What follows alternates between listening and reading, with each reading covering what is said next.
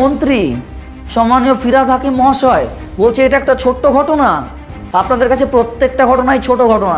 26,000 শিক্ষকের চাকরি গেল ছোট ঘটনা।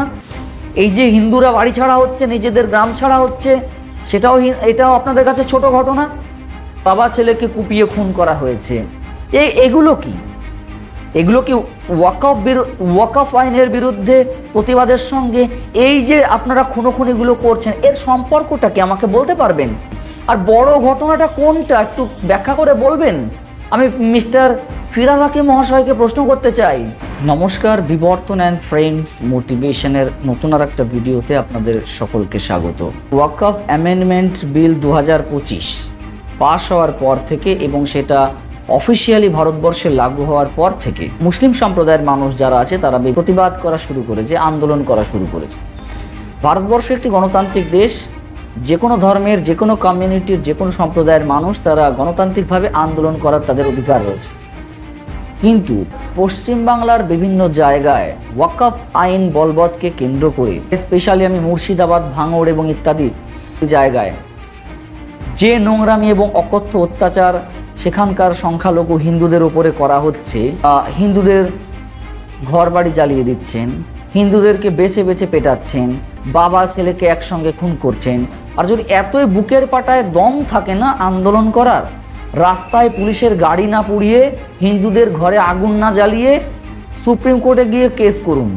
এই আইনকে যদি লাগু করতে না চান, আপনাদের পছন্দ না হয়, এটাতে যদি আপনাদের অসাংবিধানিক মনে হয়, তাহলে এই আইনের বিরুদ্ধে কেন্দ্র সরকারের বিরুদ্ধে সুপ্রিম কোর্টে গিয়ে মামলা করুন। সেটা কেন করছেন না?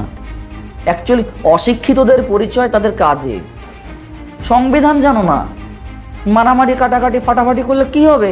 এরপরে যখন রাষ্ট্রপতি শাসন জারি হবে না, একটা পেছনে বন্দুক ঢুকিয়ে ঢুকিয়ে যখন সিআরপিএফ ঠুকবে, সেন্ট্রাল ফোর্স যখন শুরু করবে না অ্যাকশন, তখন লুঙ্গিতে গিট মারার সময় আসবে না।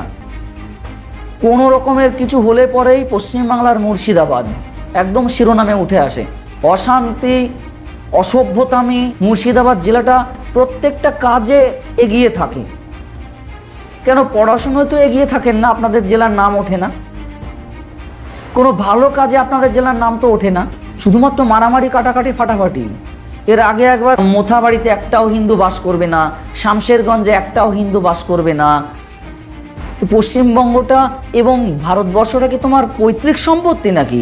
গেরুয়া রঙে তোমাদের সমস্যা, গেরুয়া পতাকায় সমস্যা, দাড়ি যখন গেরুয়া রঙের করে রাখো তখন কোনো সমস্যা হয় না। আইন বলবৎ করেছে আপনাদের মেম্বার অফ পার্লামেন্টরা কি করছিল? মুর্শিদাবাদের এমপি প্রাক্তন ক্রিকেটার ইউসুফ পাঠান, তিনি কোথায় গেছেন? এই যে বিলটা পাস হলো, ওয়াকফ অ্যামেন্ডমেন্ট বিল 2025, আপনাদের এমপি, আপনাদের মুর্শিদাবাদের এমপি কোথায় ছিল? ইঁদুরের গর্তে ঢুকেছিল। কেন এই আইনের বিরোধিতা করেনি পার্লামেন্টে আপনাদের এই এমপি? বেছে বেছে হিন্দুদের ঘর পোড়াচ্ছেন, বেছে বেছে হিন্দুদের দোকান ভাঙছেন। বাংলাদেশ নাকি এটা? বাংলাদেশ হতে দেবো না এটাকে। বাংলাদেশের মুসলমানগুলো তো খেতে পারে না, ভিখারি।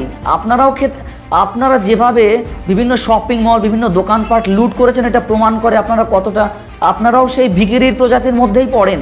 বুকের পাটায় দম থাকলে আইনিভাবে লড়াই করা শিখুন। আমি এইভাবে কথাগুলো বলতে চাইনি। আমারও অনেক আইডিয়াল আছে যাদেরকে আমি আইডিয়ালাইজ করে বড় হই, যাদেরকে আমি জীবনে আদর্শ মনে করে জীবনে চলার পথে চলি। ডক্টর এপিজে আব্দুল কালাম, তিনিও মুসলিম ছিলেন। মৌলানা আবুল কালাম আজাদ, তিনিও মুসলিম ছিলেন। আমরা তাদের আইডিয়ালাইজ করে বড় হই। আমরা হিন্দুরা তাদেরকে আইডিয়ালাইজ করে বড় হই। আমরা কোনো দাড়িওয়ালা, আমরা কোনো লুঙ্গিওয়ালা তাদেরকে আইডিয়ালাইজ করে বড় হই না। কেউ কিছু বললে সেটা আমরা যুক্তি দিয়ে বিচার করে আমরা সেটা তারপরে সেটা রিয়্যাক্ট করি বা কিছু বলি। আপনাদের মতো কেউ কিছু বললে লুঙ্গি উঁচু করে দৌড় মারি না, ট্রেন পোড়াতে দৌড় মারি না, বাস পোড়াতে দৌড় মারি না, পুলিশের গাড়ি পোড়াতে আমরা দৌড় মারি না। এটা আমাদের শিক্ষা নয়। আপনারা তো খেতে পান না। ওয়াকফ বোর্ড নিয়ে এত মারামারি কাটাকাটি করছেন, একটা হাসপাতাল দেখান না। এত প্রপার্টি, একে তাকে ওয়াকফের সম্পত্তি ঘোষণা করে দিচ্ছে, একটা হাসপাতাল দেখান আপনাদের জন্য করেছে, মুসলিমদের জন্য। আরে হিন্দুদের ছেড়ে দিন, শুধুমাত্র মুসলিমের জন্য কিছু করেছে ওয়াকফ। একটা ভালো স্কুল কলেজে একটা ভালো স্কুল খুলেছে, একটা ভালো কলেজ করেছে, একটা ভালো ইউনিভার্সিটি করেছে এই ওয়াকফ প্রপার্টির, এই ওয়াকফ বোর্ড।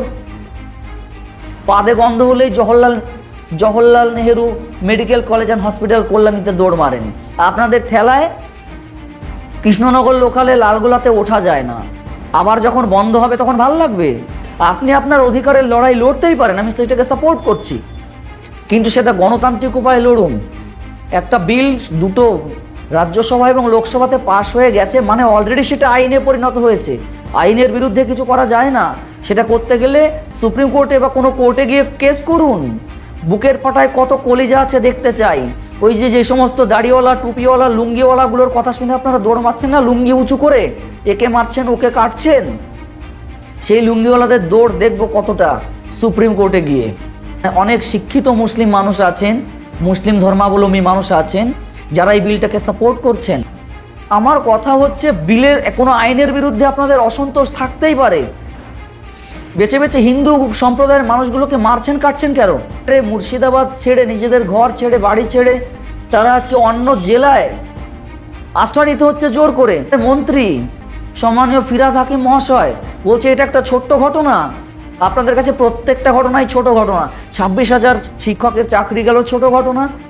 এই যে হিন্দুরা বাড়ি ছাড়া হচ্ছে, নিজেদের গ্রাম ছাড়া হচ্ছে, এটাও আপনাদের কাছে ছোট ঘটনা।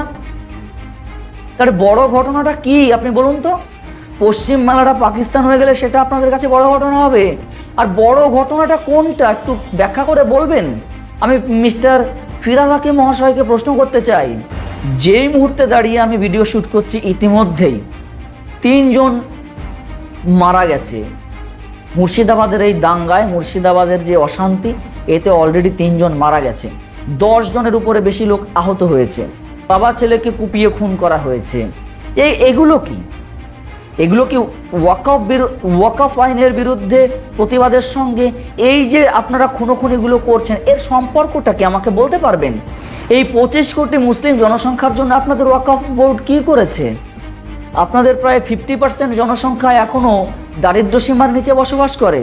ওয়াকফ বোর্ডের কাছে এত সম্পত্তি, ওয়াকফ কিছু করতে পারলো না আপনাদের জন্য?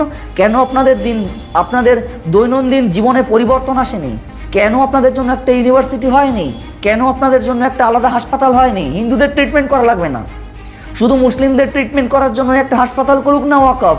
আজ অব্দি করেছে? তাহলে অন্তত আমাদের হাসপাতালগুলো বেঁচে যেত মারামারি ভাঙাচোরা থেকে।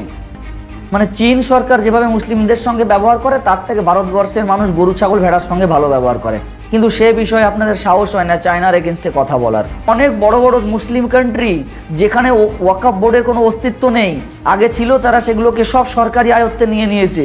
সেগুলো নিয়ে কথা হয় না কেন? সমস্যা শুধু ভারতবর্ষের।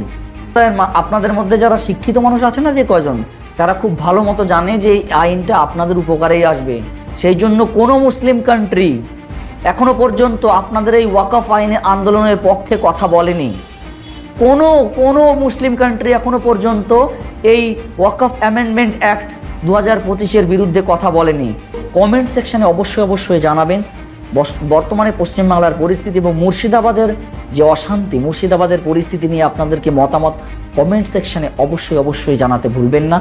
আর সকলকে বলবো সুষ্ঠুভাবে শান্তিতে থাকুন, সমস্ত দেশের নাগরিক এক হয়ে থাকুন, কারো প্ররোচনায় পা দেবেন না, কারো উস্কানিতে পা দেবেন না, সম্প্রীতি বজায় রেখে চলুন। এটা আমার রিকোয়েস্ট প্রত্যেকের কাছে, সমস্ত সম্প্রদায়ের মানুষের কাছে।